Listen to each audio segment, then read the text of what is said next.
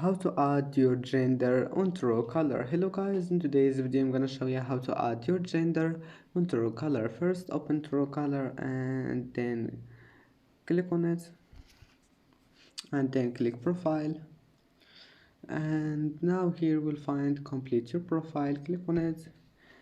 Now click gender, and here just select any gender you want and click save, and then go back. I hope that